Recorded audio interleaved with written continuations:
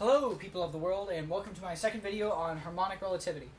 Alright, so firstly I'd like to apologize for the fan humming in the background. It's really hot, and the heat is heating up my blinds, and it's going to be like 80 in here if not, so.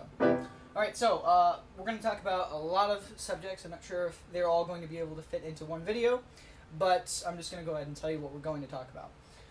So firstly we're going to talk about what scale do you choose, and that may not seem like a harmonic question related directly to harmony.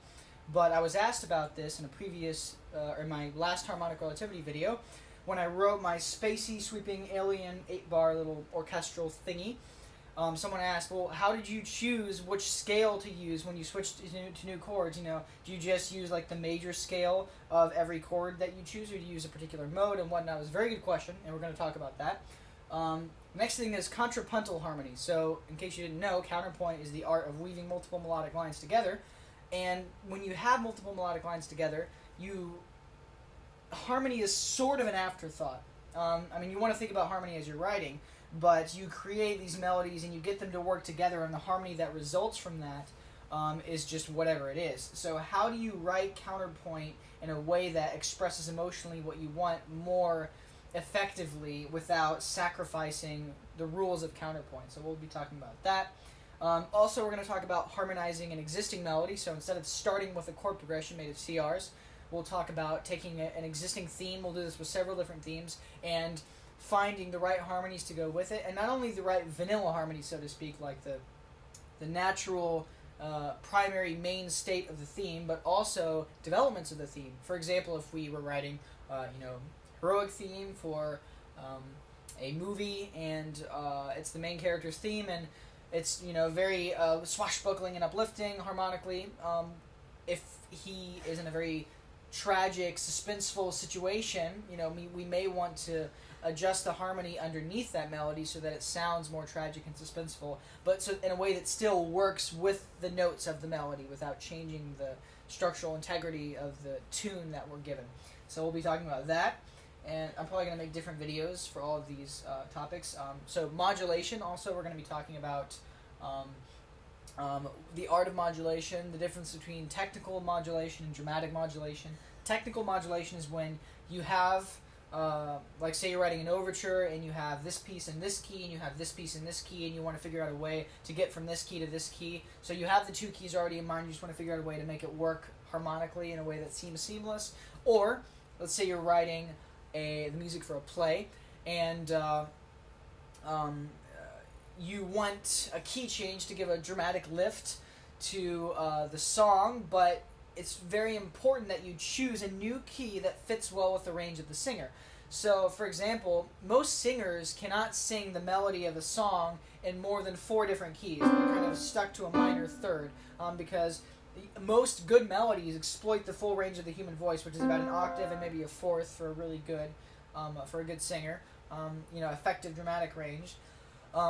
And so if you move it even more than just a few whole steps up or down, it's going to be too low at some parts or too high at some parts melodically. So, for example, sometimes they just move it up a half step to give it a sort of lift, and they don't choose a half step modulation because of the dramatic effect that it gives, but just because it gives a sense of exaltation, and it's only a half step up, so it still fits well with the melody.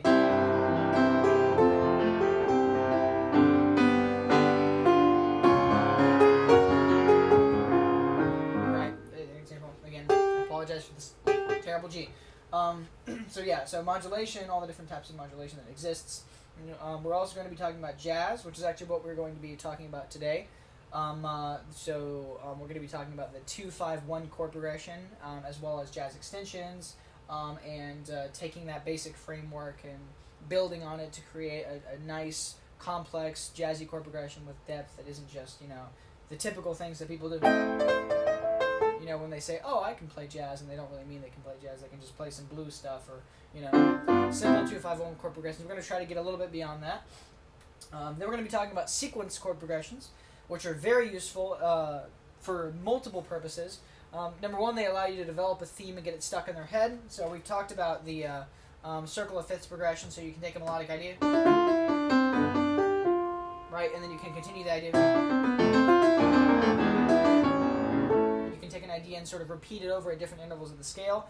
So sequence progression is really helpful for that. Also, if you have a sense of like build, and I'll show you another, excuse me, another example of a sequence chord progression would be.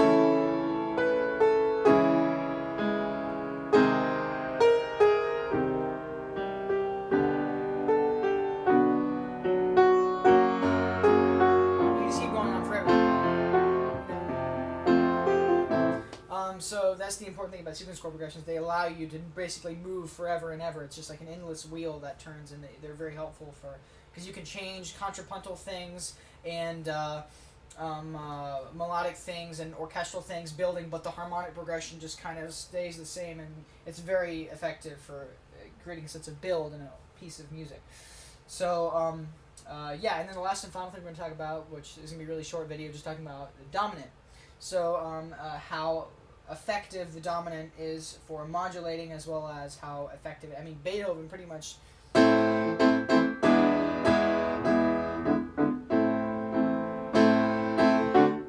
pretty much 90% of Beethoven's harmony is just dominant and tonic, and he made some of the most moving pieces on earth with that simple harmonic chord progression. So we'll be talking about the power of dominant and tonic and how you can exploit them in your own compositions. Yep, and the important thing to realize, I'm going to getting off a little bit of a rabbit trail here, but the important thing to realize with all of these devices is that they are paintbrushes, they are tools in your bag. You don't have to stick with them all of the time, and I think a really good composer integrates all of these ideas, unless you're like a jazz artist and you want to just do it specifically, like Gershwin. Gershwin took some of the ideas of the French Impressionists, he took some of the ideas of the jazz music and some of the ideas of the Romanticists and sort of combined them all together into his own signature style, and I think that's the most important thing for you as a composer or arranger, is to have as many tools in your bag as possible, because then the more original your music is going to come out, because you have such a wide variety of influences that pretty soon people aren't going to begin to, once you start integrating them together at such a fundamental level, people aren't going to be able to pinpoint where you were inspired by something, and then suddenly you're not going to be sounding like Beethoven you're going to be sounding like whoever you are. You can develop a style for yourself. So yeah, like CRs, for example. Just like counterpoint, when you first learn counterpoint, you learn fugal writing, you learn invention writing, you learn three-part counterpoint, and you follow the rules strictly because you're sort of getting yourself in the swing of thinking contrapuntally. But once you've passed all that and you've proven that you have that knowledge, then you can integrate it into your pieces, and you don't have to write contrapuntally for the rest of your life. You can write a piece of music and maybe stick a fugue in the middle. I mean, they did that. Beethoven did that in symphonies all the time. Like the Andante movement of his 7th Symphony is a perfect example. It's a very harmonically driven, oblique piece of music, and he threw a fugal section in at the later parts of the piece, and it was a very effective way to develop his music. So it doesn't, just because he doesn't write contrapuntally all the time doesn't mean that he can't write contrapuntally. It's just, these are all paintbrushes that you can use. So harmonic relativity is the same way. You can create a diatonic chord progression that follows the normal rules of harmony that you're used to, and then pull out a CR when you need it for a dramatic purpose. Anyway, monologue over. So, let's go ahead and talk about jazz. Alright? So, 2, 5, 1. I'm sure you have heard the term before if you have ever even remotely studied jazz or seen a jazz book or just anything. So, we're going to go ahead and use Roman numerals in the traditional sense. 2, 5, 1. Alright? This is going to be our jazz circle. Alright? The circle is always going to move clockwise. It's always going to move clockwise. Sorry, this arrow is not in a good place. There we go. Alright?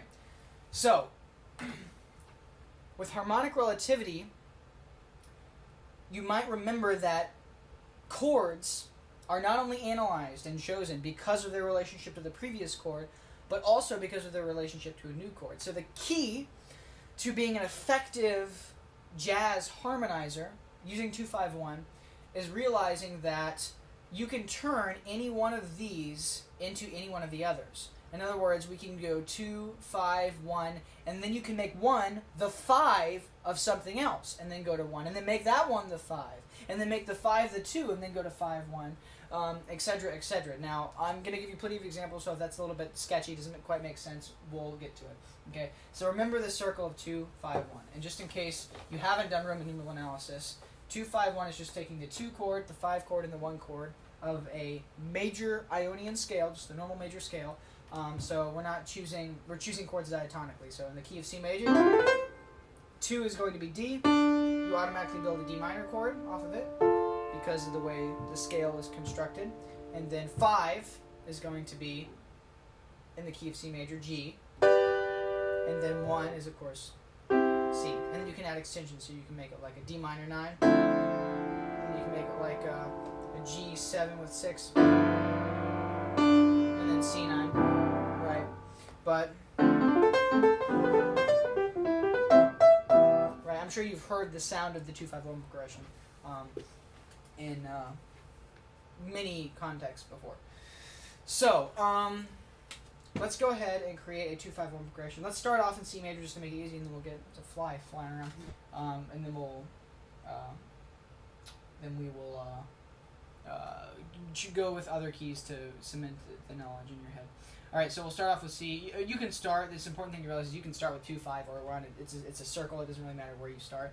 So we'll start off with C major, which is the 1. All right. So we can continue the progression and go 2, 5 around the circle, or we can choose a CR and modulate. So what we can do is we can make this if we choose like other CRs, it's going to start not sounding jazzy. So the important thing is basically just to treat each chord as a self-modulating entity. What I mean by that is that C, we can turn it into the 2 or we can turn it into the 5. And the root stays the same, it's still C, but its extension changes depending upon how we treat it because the scale changes. Now, I know I'm getting a little bit deep in here, but bear with me. So, for example, because this is important to realize before we move on. So, let's say if we want to make C the 1, if we want to make C the 2, and if we want to make C the 5, how are we going to treat it differently? All right, so if C is the 1, all right, C major is going to be the scale. So C, D, E, F, G, A, B, C. No accidentals is going to be our scale. So if we wanted to build a 9th chord off of C, we would use the notes of the C major scale. C, G, C, E, G. Add the 7th and add the 9th, which would be B and D. Does that make sense? That's how we would make a C9 chord if it was the 1. Now, if C was the 2 chord, we treat the key differently because if C is the 2, we are not in the key of C major anymore. So, first off, if C is the 2, what is it the 2 of? So, C is the 2 of, the major 2 of B flat major. Alright, so B flat major is now our new key if C is the 2, which has 2 flats, E flat, C, D, E flat, F, G, A, and B flat. Alright? So, when we build a chord with C being the 2, we have to take the notes of the B flat major scale into context. So C minor, because it will be E flat, G, and then minor 7, and then 9. So it's going to be C minor in the context of 2. And if we wanted to build a 9th chord or another extension, we would have to pretend like we were in the key of B flat major because C minor is the 2 of B flat. Does that make sense? So now let's figure out what is C the 5 of. So let's go perfect fifth downward from C, F. So C is the 5 chord of F. So in that particular case, we would have the key of F major, which only has 1 flat, B flat. Okay? So if we wanted to make a 7th chord off of C, think about it. C, E, G. It wouldn't be a major 7th because we'd have to flat the B. It would become a dominant 7. The dominant 7 of F major, which makes sense because it is the dominant 7. That's the whole, purpose of the chord in this particular instance. Does that make sense? So when we change, if you want to figure out what scale to use, you always want to use the scale of whatever the 1 chord is of the key that you're in for that particular chord. So if this is the 2 chord, then the 1 chord is going to be the 1 chord. If C minor is the 2, B flat's going to be the 1. If C is the 5 chord, then F is going to be the 1. Does that make sense? So I hope it does, because everything we're talking about from this point on depends on it. So now let's go back to creating our little chord progression. using 2-5-1. So let's just go ahead and go to 2 just because we can to make it easy. So it's going to be D minor is going to be the 2 because we're still in the key of C major. Alright, so now let's go ahead and make D minor the 1. Alright, so in order to make D minor the 1, we're going to have to turn it into D major. Does that make sense? Now we are in the key of D major. Alright, so now we have D. Alright, which is now the 1. Now let's go ahead and make D the 5 of something. So D is the 5 of what? Go down to perfect fifth, G. D is the 5 of G.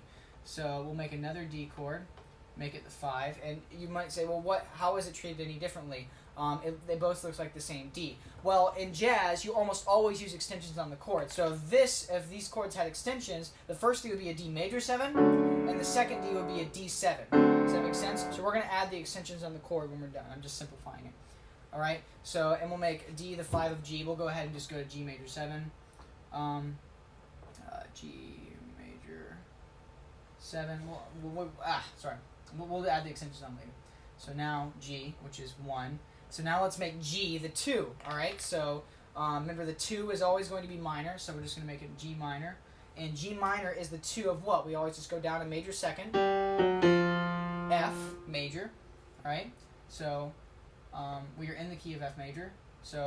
But remember we have to go to 5 before we can get to 1, so we'll just go with G minor, C, 2, 5, and then F. We'll end in the key of F major. Alright, 2, 5, 1. Does that make sense? So C is 1, D minor is the 2 of C, and then we are turning D minor into 1, D major, and then we're turning D into the 5 of G, which becomes 1, and then we're turning G into the 2 chord, G minor, which is the 2 of 1, which is F, but we're going to continue the chord progression, which is 2, 5, 1, G, C, F. Alright, we've made a very simple jazz chord progression. Now let's go ahead and add the extensions on the chords, recognizing what the extensions are. So the first C is the 1 chord, so we know it's just going to be C major, so it's going to be C major 7. Let's add 7s onto it. The 2, this is the 2 of C major 7, so using the accidentals of the C major scale, I'm just going to get a D minor 7. And then turning the D into the 1 chord, it's going to become a D major 7, because that's how the D major scale works. Alright.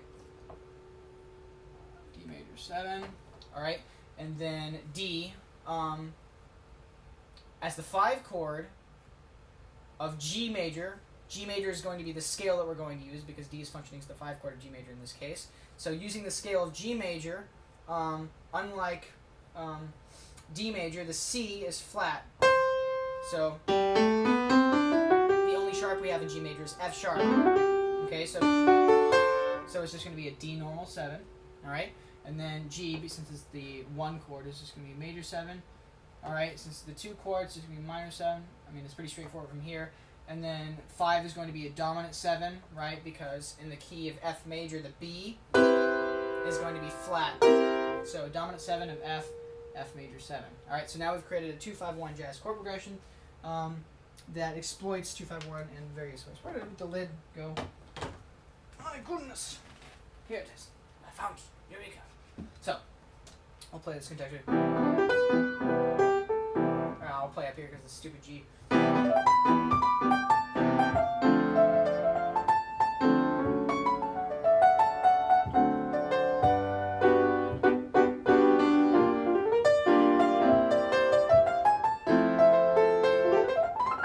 Right, so nice. So C major 7, D minor 7, D major 7, D7, G major 7, G minor 7, C7, F major 7. Alright?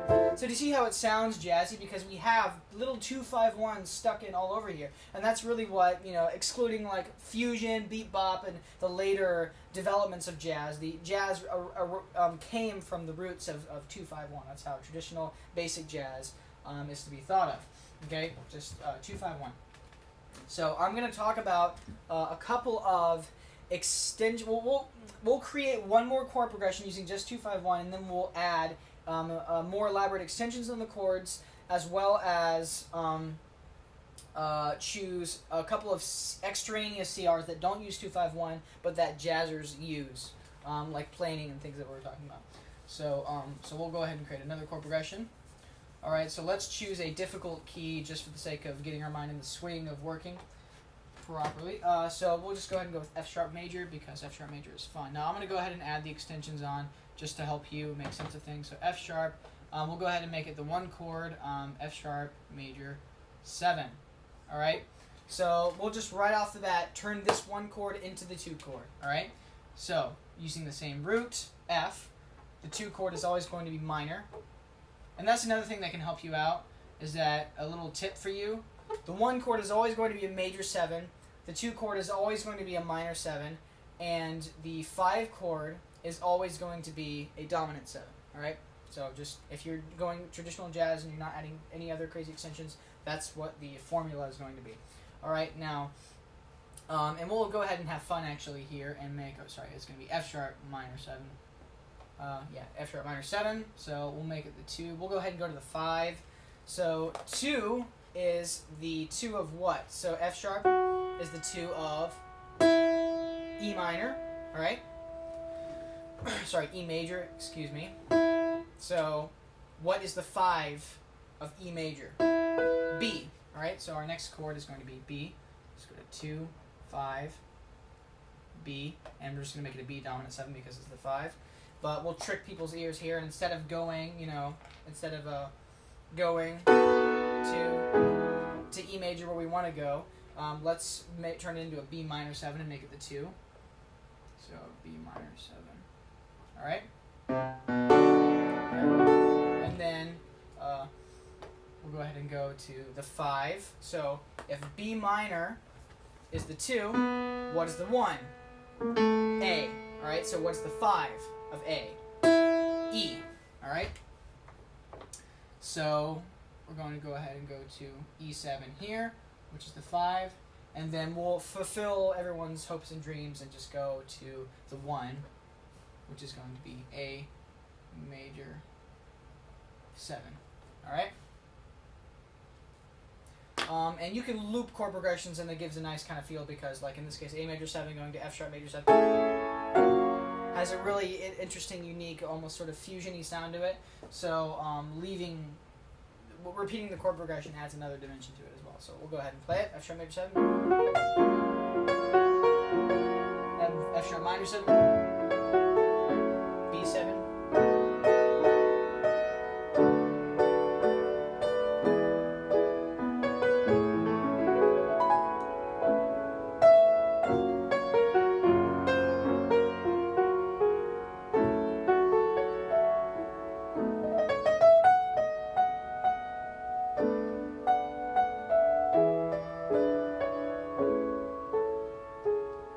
Right, so very nice chord progression that we've created, and it sounds jazzy. It's not too crazy.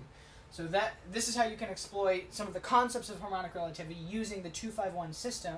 And this is what I meant when I said harmonic relativity works for any genre of music, because you can take like 2-5-1, which is jazz. You can take some of the other harmonic concepts of other styles of music. I mean, even of like exotic, like Indian music and African music, and take the concepts of harmonic relativity, pretending that you're in a new key, and you can analyze any chord progression and it makes sense. All right. So now we're going to talk about some extensions. All right. Extensions to the chords and some extra devices, and then we will utilize them. So some nice extensions that we can use, which are really interesting, is we can turn the 2, instead of a D minor 7, we can turn it into a D minor major 7, right?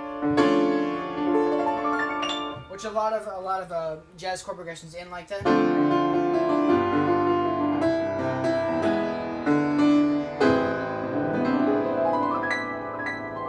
they kind of end like that because, like, has kind of a nice, groovy, sort of mysterious, sophisticated sound to it.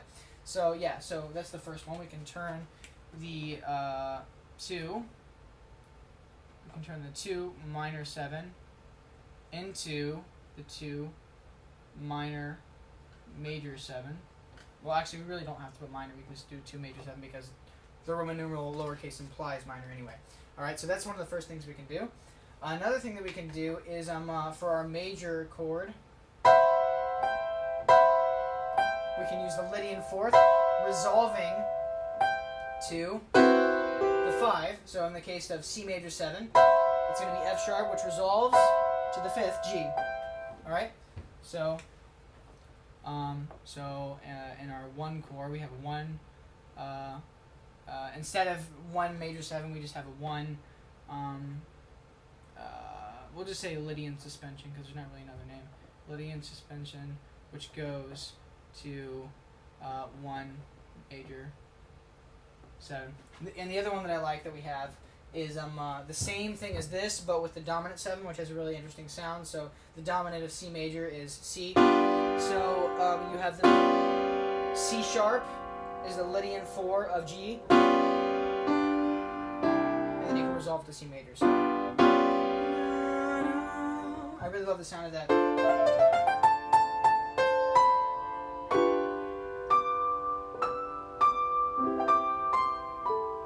As a really like almost Willy Wonka kind of sound to it. I'm pretty sure that in the song, you know.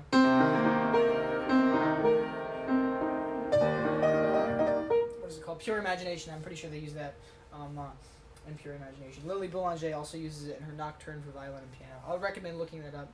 I'll put the link in the description if you haven't. It's a beautiful piece with gorgeous harmony. In fact, Lily Boulanger is probably my favorite harmonist of all time. Her harmonies is just amazing. It's so effective dramatically. But anyway, yeah, so that's another one we can do is we can take our 1 with our 7 on it, Lydian suspension, which probably a major 7 on this one. 1, 7, Lydian suspension, which goes to the normal 1, 7.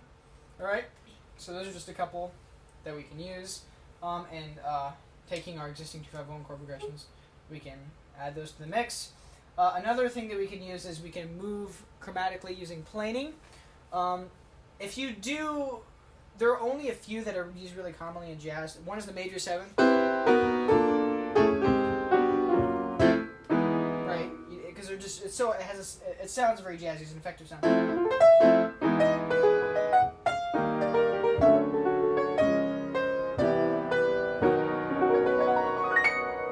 Sounds very jazzy. You can also move up, you know.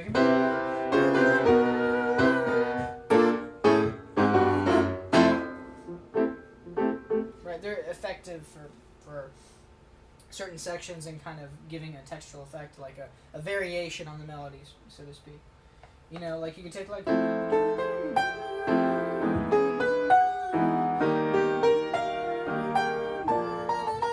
So yeah, you can turn it into like a sequence and develop your melodic material.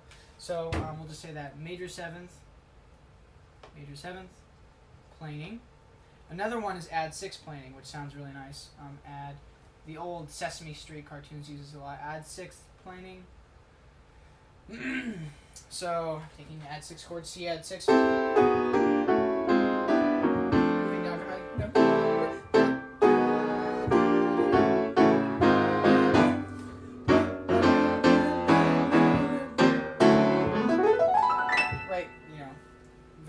very nice sound.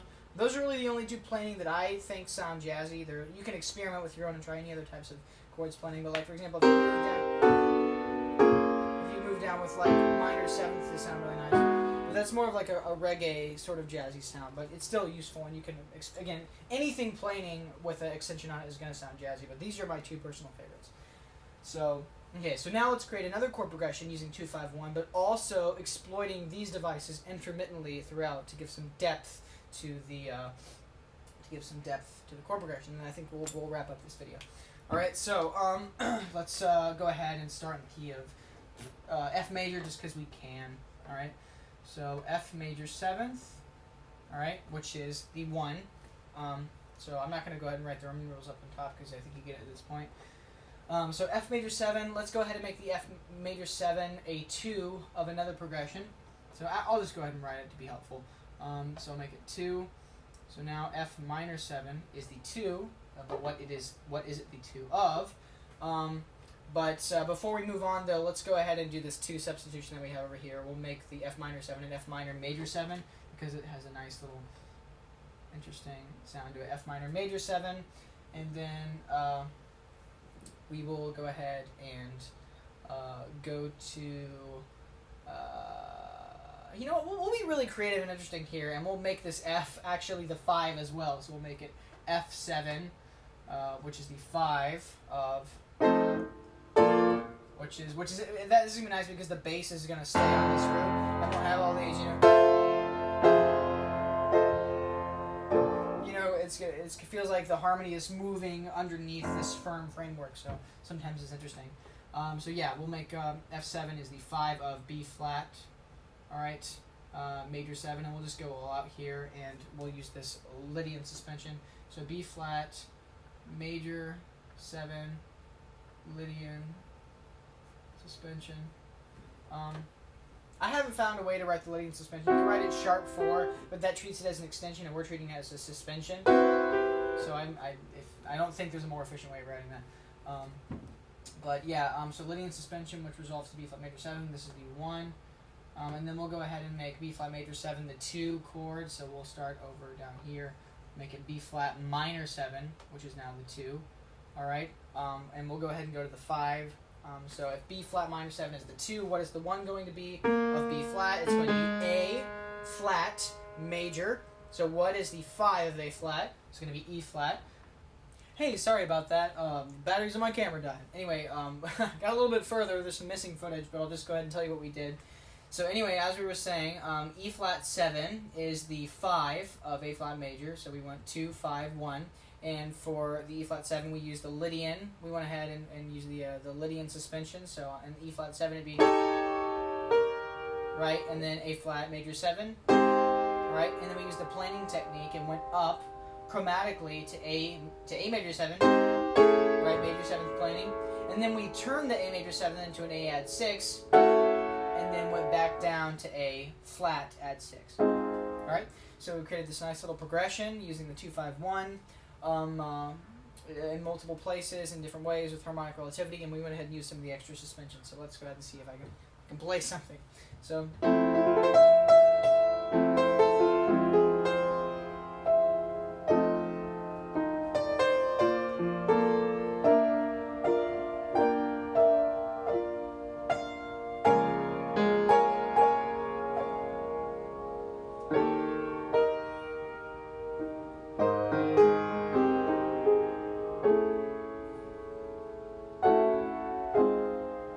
really nice.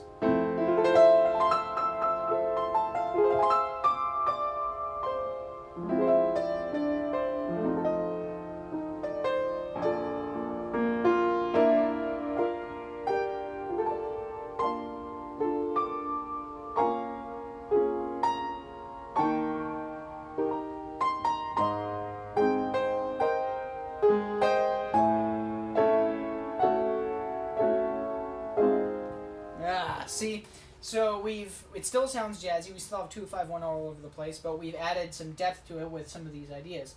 I would recommend experimenting with more suspensions as well as experimenting with more planing. These are my personal favorites, but there are lots of other options you can use. The important thing is to realize that you always start off when you want to sound jazzy with the 2-5-1 circle, and then just go through different keys using the harmonic relativity technique.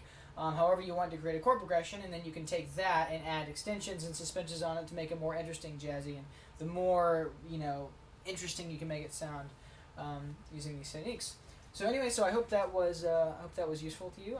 Look forward to the next video, which will hopefully be coming out fairly soon, where we talk about some of the other techniques inside categories of harmonic relativity. So I hope this helped you to be able to understand how to take harmonic relativity and apply it to other genres like jazz. So I'll go ahead and leave you with just some jazz, kind of employing what we're talking about.